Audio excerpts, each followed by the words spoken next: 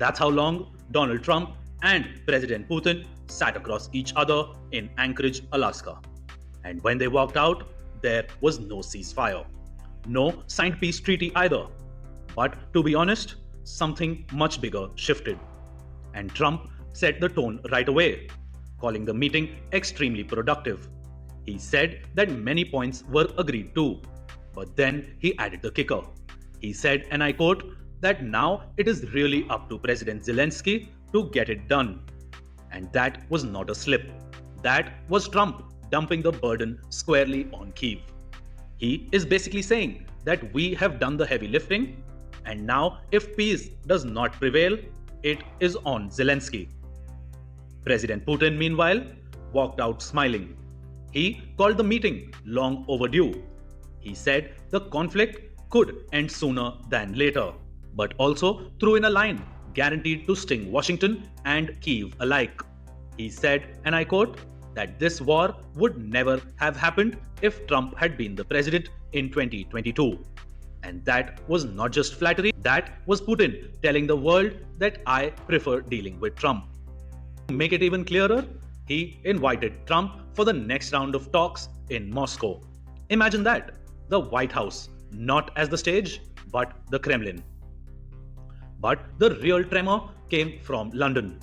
Britain's Defense Secretary declared that if there is a ceasefire, the UK and its allies are ready to put troops into Ukraine to guarantee security.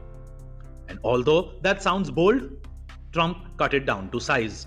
He said that he supports security guarantees, but not under NATO. Translation? No Brussels, no London, no collective umbrella, and that if troops were involved, it will be a deal Washington shapes, not one that NATO dictates. So let's connect the dots. Trump positions himself as the central broker. Putin presents himself as the reasonable partner. The UK talks big about boots on the ground. But Zelensky, well, he is not even in the room, but is now under tremendous pressure to get it done or to take the blame. And Europe warned Trump not to cut a side deal. Ukraine begged for tougher sanctions. But Alaska just proved the point again.